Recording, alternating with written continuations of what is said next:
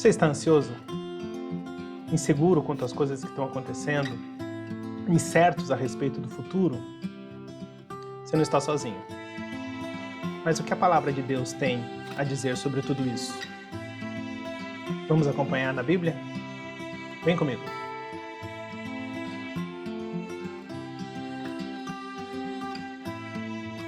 Olá, queridos. Paz, tudo bem?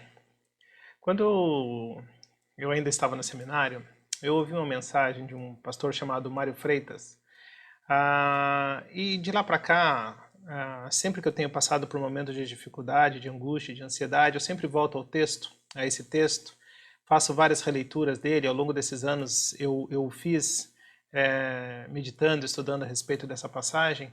E neste momento eu gostaria de compartilhar com cada um de vocês aquilo que Jesus Cristo fala aos seus discípulos, mas também conosco, de uma passagem que se encontra em Lucas, no capítulo 12, e eu gostaria de, nesta oportunidade, refletir acerca da palavra de Deus. Lucas capítulo 12, a partir do verso 22, ele vai dizer o seguinte: A seguir dirigiu-se Jesus a seus discípulos, dizendo: Por isso, eu vos advirto, não andeis ansiosos pela vossa vida quanto ao que haveis de comer, nem pelo vosso corpo quanto ao que haveis de vestir. Porque a vida é mais do que o alimento, e o corpo mais do que as vestes.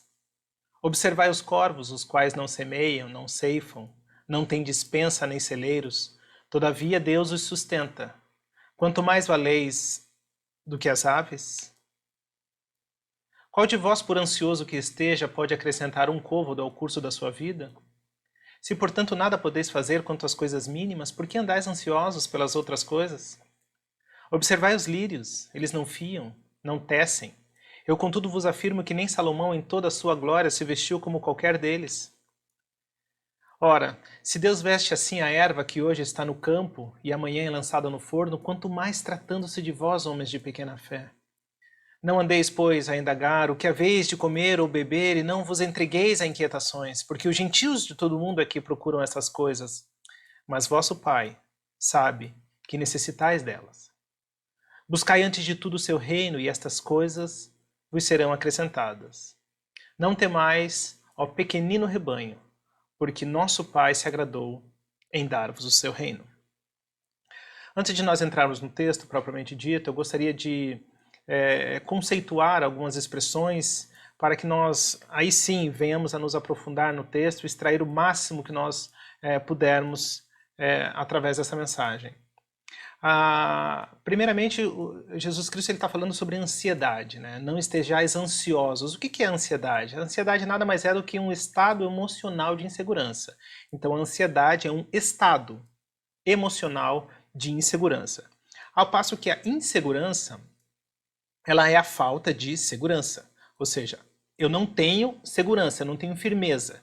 E essa segurança, ela é o estado de convicção, é um estado de certeza plena, ou seja, nós estávamos no nosso mundo, vivendo nas nossas rotinas, nós sabíamos o que ia acontecer no dia seguinte, nós estávamos enviando os nossos filhos para a escola, nós estávamos indo para o trabalho, e essa rotina e essa certeza estava nos dando tranquilidade, estava nos dando uma certa paz. Quando isso tudo foi tirado de nós, então nós perdemos essa estrutura, nós perdemos a base, perdemos o chão, e com isso vem as incertezas, e a incerteza traz a insegurança, e a segurança vai gerar essa ansiedade. Então, nós estamos justamente vivendo num contexto de insegurança, porque aquilo que nos dava a certeza, aquilo que nos dava a plena convicção das coisas, nós agora não temos mais. Então, em se tratando de Estado, por quê? Porque a incerteza nada mais é, a insegurança nada mais é do que um Estado, então o Estado é um conjunto de circunstâncias, então são as circunstâncias que estão ao nosso redor que fazem com que nós mudemos o nosso estado. Nós estamos num estado de ansiedade, num estado de insegurança, num estado de incerteza, por quê? Porque as circunstâncias que nos cercam nos fazem nos fazem a caminhar para este estado. Então o estado nada mais é do que um conjunto de circunstâncias em que se está, em que nós estamos, e nós estamos permanecendo nesse estado por causa das circunstâncias, fatores externos que sobrevêm sobre as nossas vidas. Se nós fizermos uma simples ilustração a respeito da água, A água sempre vai ser água, ela nunca vai perder a sua característica, mas ela, por vezes, ela pode estar no estado sólido, ela pode estar no estado líquido, ou ela pode estar no estado gasoso. Por quê? Porque as circunstâncias que estão ao redor são alteradas. Então você tem pressão, você tem temperatura, e quando você muda a pressão e temperatura, a água muda o seu estado. Então, ora ele pode estar num estado, ela pode estar no outro estado, dependendo das circunstâncias que estão ao nosso redor. Apenas como ilustração, se nós trouxermos isso para a nossa vida, nós vamos perceber que se nós estivermos mergulhados nas circunstâncias, ou seja, se o nosso foco, o nosso olhar estiver sobre as circunstâncias, essas circunstâncias vão nos levar a diversos estados. Ela pode nos levar a estados de inquietações, ela pode nos levar a estados de incerteza, de ansiedade, mas também pode nos levar a estados de certeza, de paz e de tranquilidade. Enquanto nós estamos imersos nas circunstâncias, nós somos facilmente levados pelo estado. Agora, se nós vivermos além das circunstâncias, se nós mudarmos o nosso foco para além das circunstâncias, aí nós não ficaremos mais inconstantes no nosso estado de ser. Então nós não permaneceremos mais num estado de ansiedade. Mas de que maneira isso? É mudando o nosso foco. Se nós pudermos acompanhar a Bíblia, em Mateus no capítulo 14, versículo 22 a 32, a Bíblia vai nos contar um relato de Pedro. Jesus Cristo ele estava, como de costume, ministrando a palavra, ministrando os seus ensinamentos, e em determinado momento ele pede para os seus discípulos pegarem o barco e seguir adiante pelo mar. E ele fica na margem do mar, até que os seus discípulos eles caminham um longo período, e a Bíblia vai falar que quando eles estão no meio do mar, sobrevém uma tempestade, muitos ventos, fortes ventos, e Jesus Cristo começa a se aproximar deles. E Jesus Cristo, dessa vez, ele se aproxima andando sobre as águas. E Jesus Cristo, então, os seus discípulos, vendo Jesus Cristo se aproximando, não sabiam do que se tratava e começaram a ficar assustados, achando que era um fantasma, alguma coisa assim. Aí, Jesus Cristo, ele chega para os seus discípulos e fala assim, calma, não fiquem amedrontados, sou eu, Jesus Cristo. E Pedro, é sempre o mais sanguíneo, né, o mais temperamental de todos eles, ele fala assim, então se tu és o Cristo, peça que eu vá ter contigo. E Jesus Cristo fala, então venha. E Pedro, agora munido de uma fé e de uma certeza, tendo Jesus Cristo como alvo dele, ele começa a caminhar. E ele começa a caminhar em cima das ondas. O mar ainda estava bravio, os ventos estavam fortes, as ondas estavam açoitando o navio, mas mesmo assim ele caminha sobre as águas. Ele começa caminhando sobre as águas e vai se aproximando de Jesus Cristo. Só que em determinado momento, ele volta o seu olhar para as circunstâncias. Ele perde Jesus de foco e começa a olhar para o problema, ele começa a olhar para a situação. E é neste momento que ele perde a fé. É nesse momento que ele sai de um estado de segurança para um estado de insegurança. É nesse momento que ele começa a ter incertezas a respeito da sua vida, insegurança, e ele perde o rumo. Graças a Deus que ele estava no lugar certo, ele cai justamente aos pés de Jesus Cristo. Mas se você puder observar, no versículo 31, Jesus Cristo chega para ele e fala assim, homem de pouca fé, por que duvidaste? Por que perdeste a fé? Por que perdeste o foco em mim? Pode parecer um tanto quanto duro Jesus Cristo chegar para Pedro e falar isso, mas Jesus Cristo estava olhando para Pedro e realmente estava indagando a Pedro porque como que a uma altura daquela, caminhando com Cristo, Pedro ainda tinha dúvidas quanto ao poder de Jesus Cristo. Jesus Cristo estava dizendo para Pedro, Pedro, eu sou o teu Deus. Eu sou o Criador dos céus e da terra. Eu fiz tudo pelo poder das minhas mãos, pelo poder da minha palavra. Como é que você tem condições de não crer que eu posso cuidar da tua vida? Como que você perdeu a fé de uma maneira tão fácil por causa de uma onda, por causa de ventos, por causa de coisas que acontecem? Por que o teu olhar está para as circunstâncias e por que você tirou o foco de mim, que sou o autor, o consumador da salvação, da fé, da vida?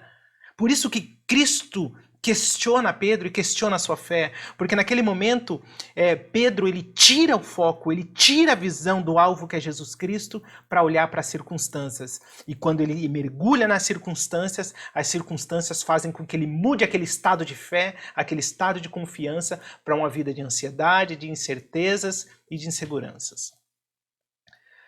Então como que nós vamos viver uma vida de segurança? Mantendo o foco em Cristo, obviamente. Mas de que maneira? Lamentações de Jeremias, no capítulo 3, no verso 21, a Bíblia vai nos dizer: quero trazer à memória aquilo que pode me dar esperança. Ou seja, nós precisamos trazer à nossa mente aquilo que pode nos dar esperança, aquilo que nos pode dar certeza.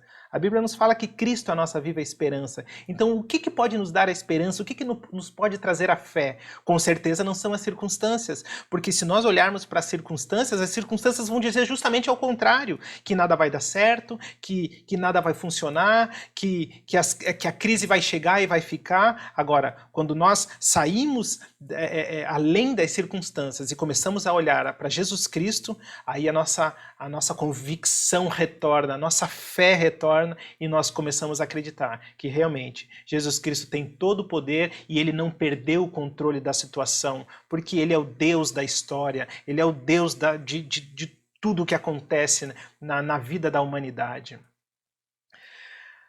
Então nós precisamos inundar as nossas mentes com a palavra de Deus. Nós precisamos trazer à mente verdades, valores que nos tragam essa esperança e a confiança de volta a Deus.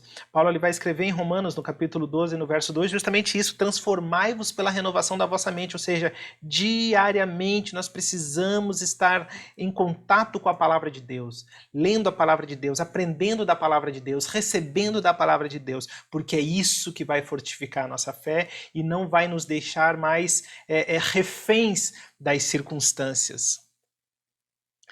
Agora, voltando ao texto que nós estávamos lendo, em Lucas, no capítulo 12, existem três grandes verdades, três grandes conceitos que nós precisamos nos agarrar para que nós, mesmo em momentos de dificuldade, mesmo em momentos de aflições, mesmo em momentos de ansiedade, a palavra de Deus nos torna a trazer a fé, nos torna a dar esperança e a certeza do amanhã. O primeiro ponto que nós vamos falar é a valorização das nossas vidas. O segundo é o apoderamento da condição de filhos que somos quando aceitamos a Jesus Cristo. E o terceiro ponto é compreender a graça de Deus. Então, primeiro ponto, valorizar as nossas vidas. O que significa isso? Lucas capítulo 12, verso 22 e 23, ele vai dizer: não andeis ansiosos pela vossa vida, quanto ao que é vez de comer, nem pelo vosso corpo, quanto ao que é vez de vestir. Porque a vida é mais do que o alimento, e o corpo mais do que as vestes. Jesus Cristo ele faz um jogo de palavras e ele está mostrando para os seus discípulos assim: o que é mais difícil? É eu dar a vida para vocês ou dar comida? Logicamente que é dar vida. Agora, se eu dei a vida, será que eu não tenho condições de dar o alimento para você cuidar dessa vida? É isso que Jesus Cristo está dizendo. Dar um corpo. Por mais que tenhamos tecnologias, por mais que estejamos avançados na ciência, o homem jamais conseguiu criar um braço humano. O homem jamais conseguiu repor um órgão humano. Não tem como. Ele tenta de diversas formas, mas ele não consegue. E aí Jesus Cristo ele chega para os seus discípulos assim: você acha que é difícil dar um corpo? Mas eu te dei um corpo. Agora, você acha que para mim, que dar o corpo para você, dar vestes, é mais complicado? Então, se eu tenho o poder de dar a vida, você acha que eu não vou ter o poder de te alimentar? Se eu tenho o poder de te dar um corpo, eu não tenho o poder de cuidar, de te dar condições para cuidar desse corpo? E a partir daí, Jesus Cristo começa a nos mostrar o quanto nós temos valor e o quanto ele cuida de nós. Então, o primeiro ponto sobre a valorização das nossas vidas é nós nos enxergarmos como Deus nos enxerga. Porque muitas vezes nós chegamos a falar para nós mesmos: eu não valho nada, eu nunca vou vencer, eu nunca vou conseguir mesmo. E a gente fica jogando a gente para baixo, a gente acha que nunca vai conseguir, que a gente não tem valor, que a gente é sempre o último e tudo mais. E quando a gente olha para a palavra de Deus, a gente olha, por exemplo, para Romanos no capítulo 8, versículo 32, quando Paulo escreve, ele fala assim: Deus não poupou o seu próprio filho. Antes o entregou para nós, ele não vai nos dar também todas as outras coisas? Então, se Deus se entregou por nós, como é que nós não valemos nada? Logicamente que nós valemos alguma coisa. E a Bíblia nos vai dizer em 1 Pedro, capítulo 1, versículo 18 a 20, ele vai dizer: sabendo que não foi com coisas corruptíveis, como prata ou ouro, que fostes resgatados da vossa vã maneira de viver, que por tradição recebestes os vossos pais, mas com o precioso sangue de Cristo, como de um cordeiro imaculado incontaminado, o qual na verdade em outro tempo foi conhecido, ainda antes da fundação do mundo, mas manifestado nesses últimos tempos por amor de vós. Ou seja, você acha que você vale pouco? Você vale o sangue de Jesus Cristo. E quanto vale isso? A Bíblia mesmo fala, não vale nem prata nem ouro, não tem com que se comprar. O sangue de Jesus Cristo vertido na cruz do Calvário. Então, quando Deus, pelo seu infinito amor e a sua misericórdia, ele substitui a cada um de nós, porque a salvação é um processo substitutivo, ou seja, Deus, o Deus Filho, se coloca no nosso lugar para sofrer as consequências do nosso pecado. Deus está mostrando o quanto nós valemos para Ele, porque se nós não valêssemos nada, Deus não perderia tempo para salvar a humanidade, mas Ele nos dá esse valor. Então, primeiramente, nós precisamos entender que se Jesus Cristo morreu na cruz do Calvário por cada um de nós, Deus não vai nos abandonar. Deus não vai nos deixar à mercê das circunstâncias deste mundo. Deus vai cuidar de nós. Deus vai nos acolher no seu seio e cuidar de cada um de nós. Deus não vai nos deixar aquém, sem cuidado, sem esperança. Por quê? Porque só Ele sabe o preço que foi pago na cruz do Calvário pela tua e pela minha vida. O segundo ponto, além de valorizar as nossas vidas, nós precisamos ter bem certo dentro do nosso coração e nos apoderarmos da condição de filhos que somos. Lucas capítulo 12, verso 32, Lucas registra palavras de Jesus Cristo e ele diz o seguinte: não temais, ó pequeninos rebanhos, porque o vosso Pai. Então, Jesus Cristo, ele mostra que nós temos um Pai. Mas aí algumas pessoas vão dizer, mas todo mundo é filho de Deus? Não, todo mundo é filho de Deus? Não, todo mundo é criatura de Deus. Deus criou a humanidade, todos nós fomos feitos criaturas de Deus. Agora, filhos de Deus é diferente. Filhos de Deus é um poder que só recebe quem foi lavado pela água e pelo Espírito, que foi vivificado dentre os mortos pela ação salvadora de Jesus Cristo. João capítulo 1 registra no versículo 12, mas todos quantos o receberam quem? Jesus Cristo. Todos quantos o receberam, deu-lhes o poder de serem feitos filhos de Deus, ao que creem no seu nome. Então, nós que recebemos a Jesus Cristo como Senhor e Salvador das nossas vidas, fomos feitos filhos de Deus. Por quê? Porque nós fomos gerados em Deus. Então, nós estávamos mortos nas nossas ofensas, mas Cristo nos vivificou. Amém? E do que vale? O que ter Deus como nosso Pai? Quais são as garantias? O que eu ganho em ser filho de Deus? Ganhamos muita coisa, querido. Nós podemos ver o primeiro ponto. Ele se compadece de nós. Se nós temos Deus como nosso Pai, nós temos a certeza que nós temos um Pai que se compadece de cada um de nós. Salmo 103, verso 13, ele vai dizer, assim como um pai se compadece de seus filhos, assim o Senhor se compadece daqueles que o temem. Ou seja, Deus, ele cria com o ser humano uma empatia. Deus, ele não é um Deus aquém da nossa realidade. Deus, ele não está lá nos céus assistindo os nossos problemas ou as nossas mazelas, não. Ele participa da nossa história, ele participa do nosso dia a dia. É só nós chamarmos ele. Quando nós vemos, por exemplo, os discípulos, né, no Mar da Galileia, tentando resolver seus próprios problemas, Jesus Cristo não participou. Por quê? Porque os discípulos não quiseram. Agora, a partir do momento que, no meio daquela tempestade, os discípulos resolveram acordar Jesus Cristo, aí Jesus Cristo agora, ele se sente convidado, então ele começa a participar da vida. Então é isso que nós temos que fazer, nós temos que chamar Jesus Cristo para viver juntamente conosco, para viver das nossas experiências, para que nós sejamos levados através da sua vontade. Aí sim, teremos certeza de que ele está cuidando de cada um de nós.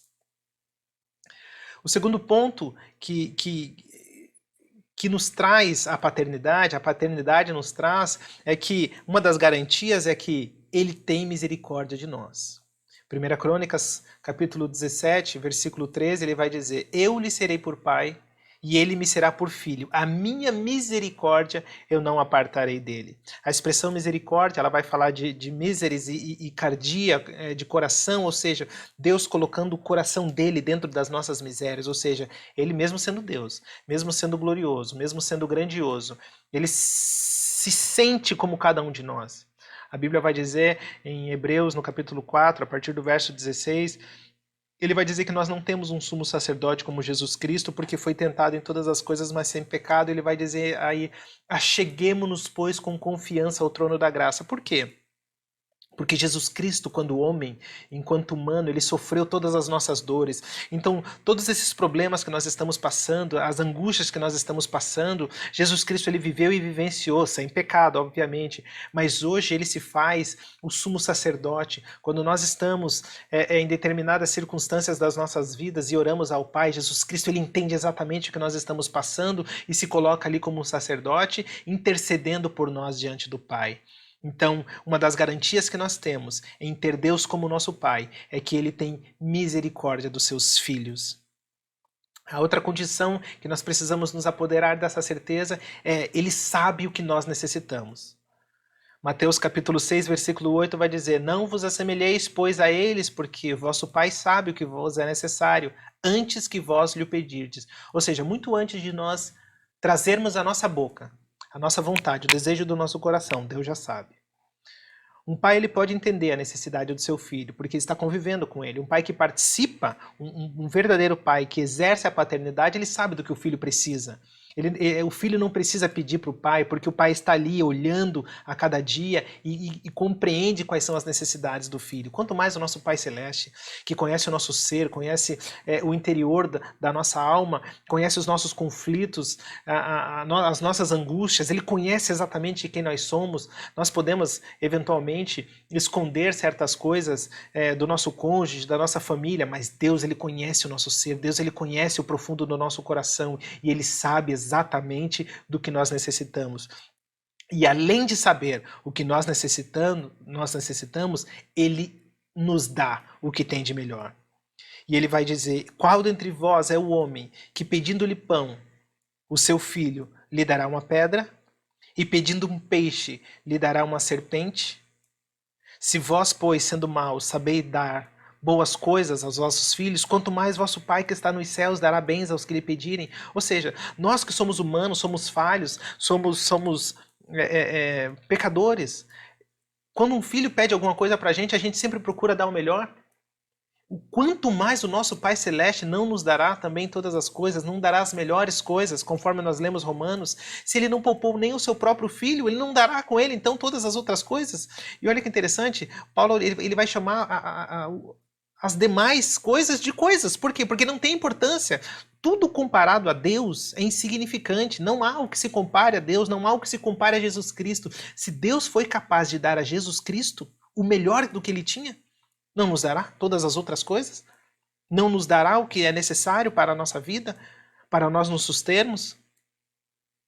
Nós precisamos entender a quem nós servimos. Nós precisamos mudar o nosso foco, sair das circunstâncias, parar de enxergar o problema como se o problema fosse nos derrotar e começar a olhar para Jesus Cristo, autor e consumador da nossa fé, tendo a certeza de que Ele está cuidando de nós e que nós temos um Pai nos céus velando por cada um. Nós precisamos entender também que, tendo Ele como Pai, Ele não se esquece de nós.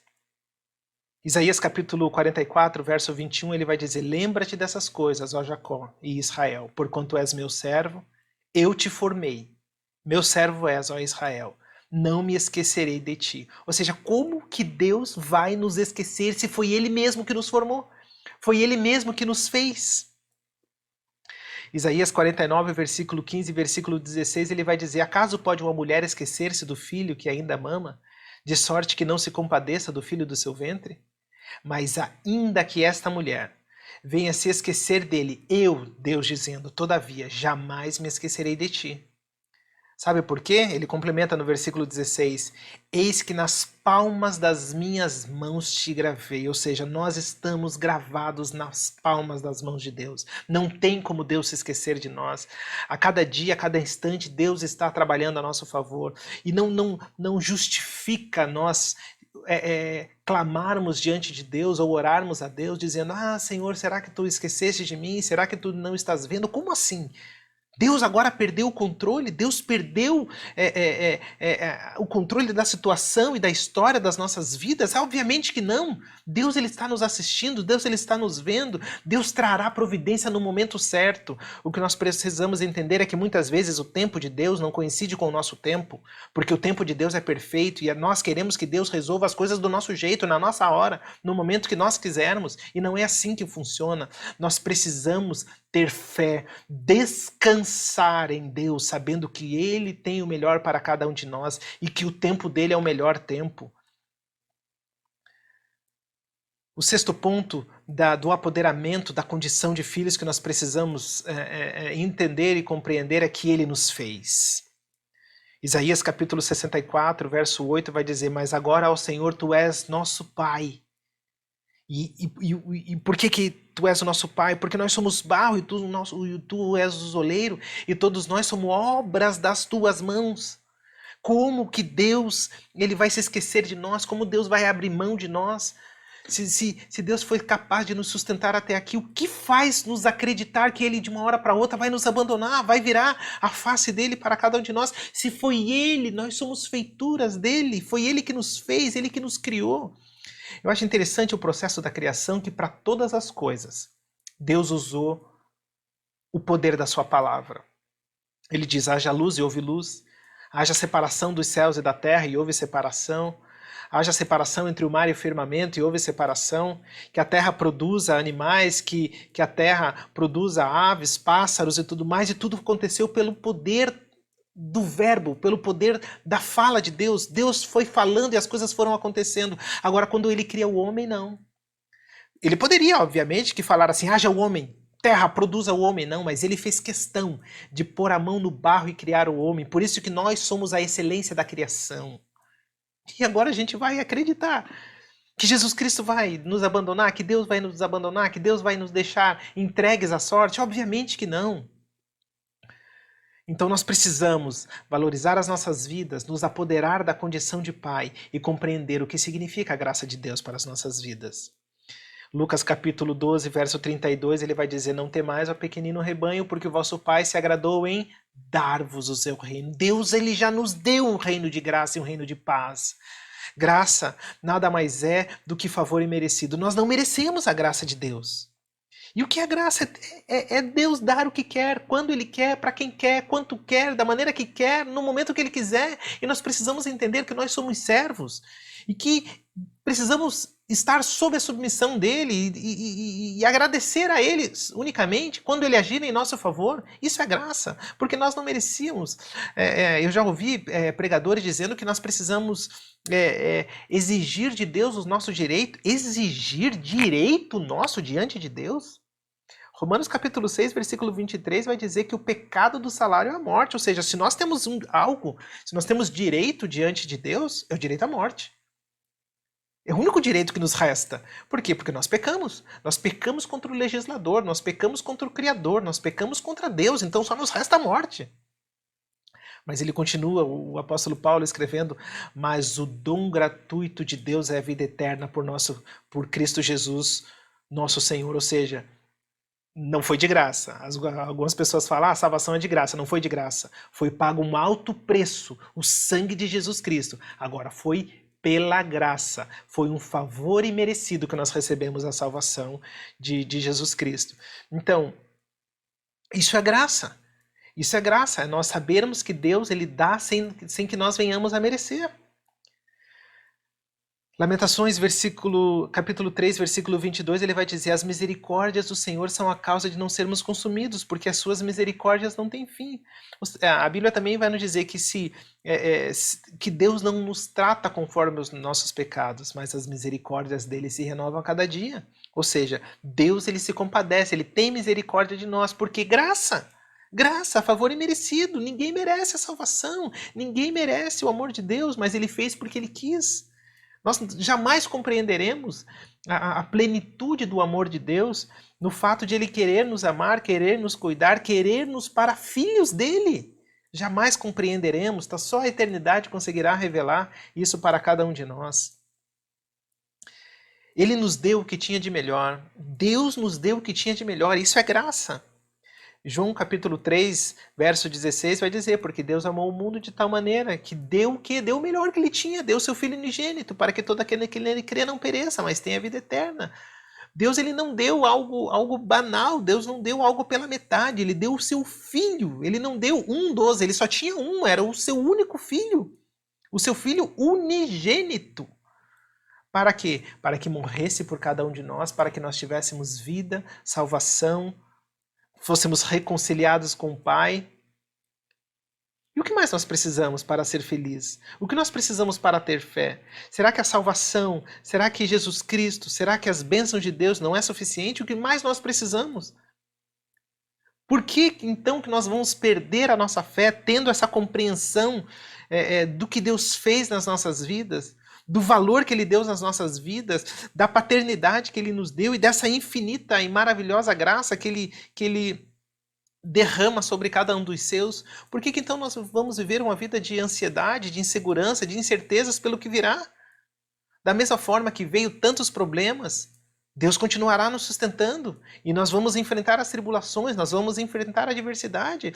E talvez, se por algum motivo, obviamente que nós não somos, nós não vamos viver para sempre nessa terra, se por algum motivo Deus nos tirar daqui, Deus nos levar, nós estaremos com Ele para toda a eternidade. Aí o que o apóstolo Paulo fala, o viver para mim é Cristo e o morrer é lucro. Por quê? Porque se eu morrer hoje, amanhã eu estarei com Ele num céu de glória. Ou nós não temos a certeza do amanhã? O que o apóstolo Paulo ele fala? Em 1 Coríntios, capítulo 15, 16, ele vai falar assim, se nós não crermos na ressurreição, então é vã a nossa fé, nós estamos perdendo tempo aqui. Mas Cristo verdadeiramente ressuscitou e Ele se faz primícias dos que dormem, ou seja, se Ele ressuscitou, nós também ressuscitaremos e teremos uma nova vida e viveremos com Ele no céu eternamente. Então por que nós vamos viver ansiosos? Por que nós vamos viver angustiados? Não temos motivos para isso.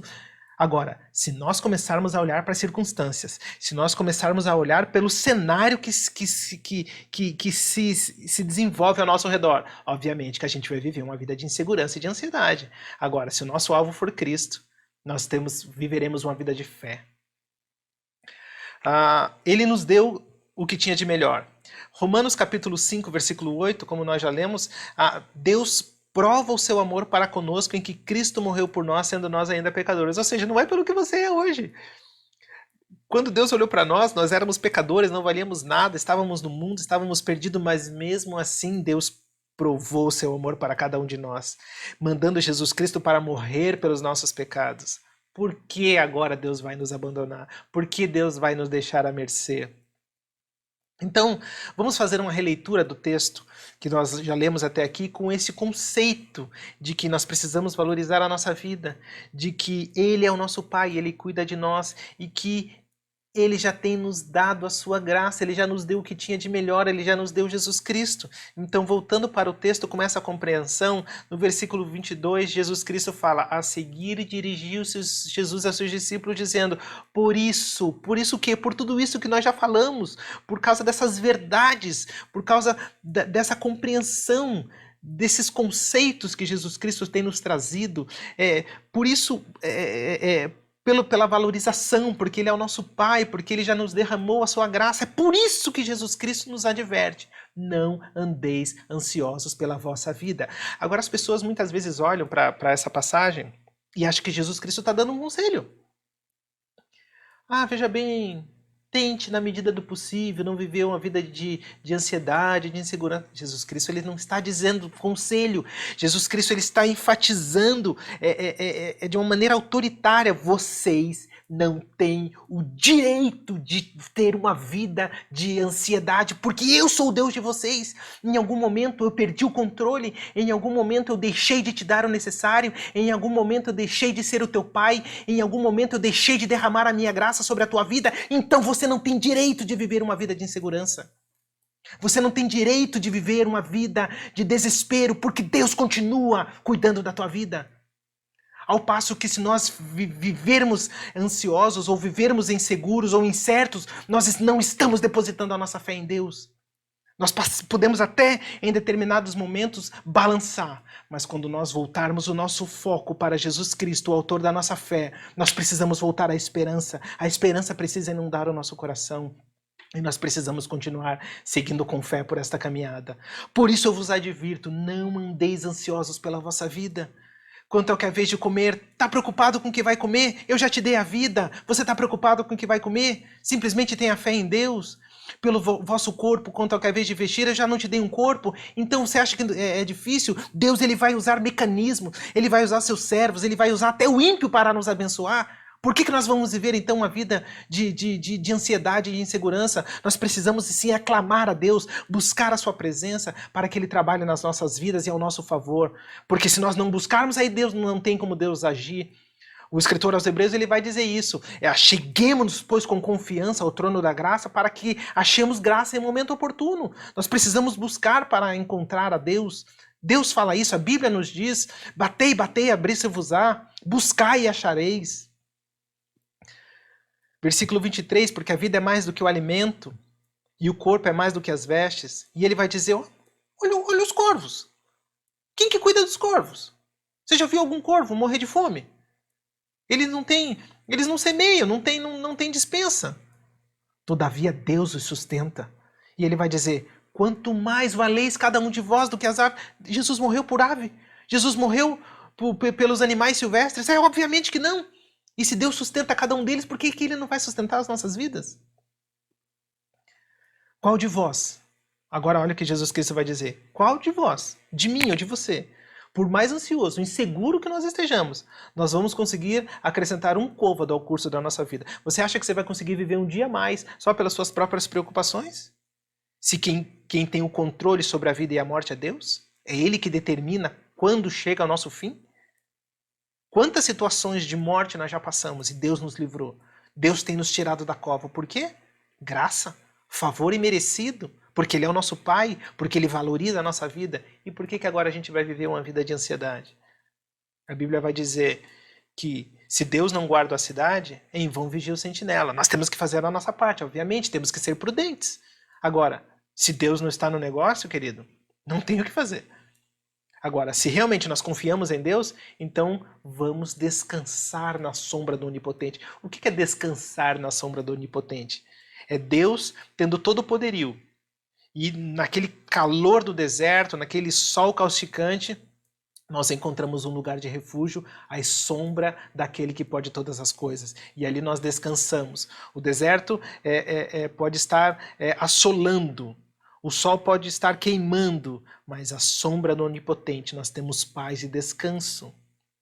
E ele vai dizer no versículo 26, se portanto nada podeis fazer quanto às coisas mínimas, ou seja, de Jesus Cristo ele chama a acrescentar um dia ao curso da nossa vida de coisa mínima. Por quê? Porque para ele é mínimo. Quem de nós pode decidir assim, não, eu quero viver um dia a mais. Tá decretado você morrer amanhã. Não, eu quero viver um dia a mais. Você não tem poder para isso.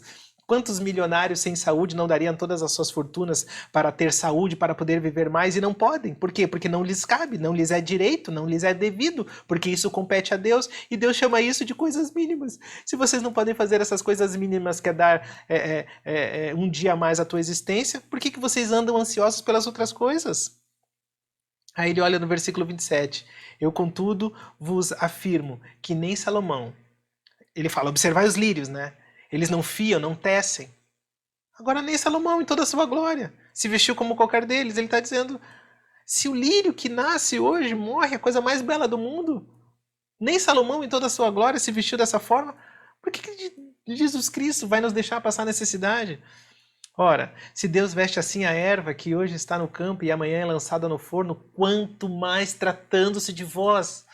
E mais uma vez ele vai dizer, homens de pequena fé, por quê? Porque nós temos um Deus que pode todas as coisas, nós temos um Deus que cuida de nós, que não nos deixa à mercê, que não nos deixa largados por este mundo. E se nós não temos fé nesse Deus, só nos resta Jesus Cristo nos chamar de homens de pequena fé. Não andeis, pois, a indagar, o que nós vamos comer, o que nós vamos beber, e não vos entregueis às inquietações. E ele vai dizer, sabe quem se preocupa com isso? São os gentios. Os gentios de todo mundo que se preocupam com essas coisas. Sabe por quê? Porque eles não têm Deus, eles não têm esperança, eles não têm um Senhor das suas vidas que cuida, que direciona, que dá rumo, que sustenta. Eles precisam se preocupar, porque eles não têm isso. O mundo precisa se preocupar, mas nós que temos a Jesus Cristo, nós precisamos estar firmes na fé, firmes na sua vontade, firmes na sua palavra. E nada pode nos abalar esta fé. Aí ele vai dizer, buscai antes de tudo o seu reino. E mais uma vez ele vai dizer, e essas coisas. Tudo aquilo que a gente procura, tudo aquilo que a gente corre, tudo aquilo que a gente perde o nosso tempo, Deus vai chamar de coisas. E ele vai dizer, nós precisamos criar uma regra, uma régua de valores. As coisas de Deus e as nossas coisas. Se nós valorizarmos mais as nossas coisas, Deus ele fica só nos assistindo. É isso que aconteceu com Ageu. O povo estava construindo o templo, Zorobabel estava guiando o povo para a construção do templo, só que em determinado momento as pessoas em volta começaram a ter umas certas discussões, brigas, o pessoal parou. O pessoal parou de construir. E a Bíblia vai falar que eles começaram a construir as suas próprias casas. E daí Deus usa Ageu dizendo, vocês têm belas casas, mas a casa do Senhor carece de conforto, de beleza. Vocês abandonaram a Deus, quiseram olhar para si mesmo. E a Bíblia vai dizer, vocês trabalham, mas não conseguem se vestir. Vocês parecem que têm sacos furados. Por quê? Porque são pessoas que não buscam o reino de Deus em primeiro lugar. Não tem como prosperar. Não tem como prosperar em nada. Seja financeiramente, seja emocionalmente, seja socialmente. Não consegue prosperar porque não coloca as coisas de Deus em primeiro lugar. Agora, quando nós buscamos, antes de tudo, o seu reino, ele vai dizer, essas coisas, tudo aquilo que, teoricamente, nós estávamos buscando, essas vos serão acrescentadas, porque a quem... Aí o apóstolo Paulo novamente dizendo aos romanos que nós já lemos, não poupou o seu próprio filho, não vai nos dar todas as coisas? Claro que dará tudo. O que são as coisas comparado a Jesus Cristo? Se ele já nos deu Jesus Cristo, o que são as outras coisas? E por que agora nós vamos perder o sono? Por que nós vamos viver angustiados com todas essas coisas? Com os acontecimentos recentes, com as circunstâncias, com o cenário que está estabelecido ao redor do mundo? Repito, precisamos ser prudentes sim, mas não podemos perder o foco em Cristo. Não podemos perder a fé em Cristo, que é o autor e consumador da nossa fé. E aí ele conclui dizendo, não temais, ó pequenino rebanho, porque vosso Pai se agradou em dar-vos o seu reino. Nós já somos participantes do reino de Deus. Então, queridos, se apodere dessas palavras, se apodere dessa verdade. Entenda que você vale muito para Deus. Entenda que Ele é o teu Pai. E entenda que Ele já te deu um reino de graça, Ele já tem te dado muitas coisas. Então não existe motivo para você viver uma vida de ansiedade, de insegurança e de incertezas. Que Deus te abençoe. Que Deus fortaleça o seu coração. Que a sua fé seja renovada para a glória e honra do nome do Senhor Jesus Cristo. Deus te abençoe e até uma próxima oportunidade.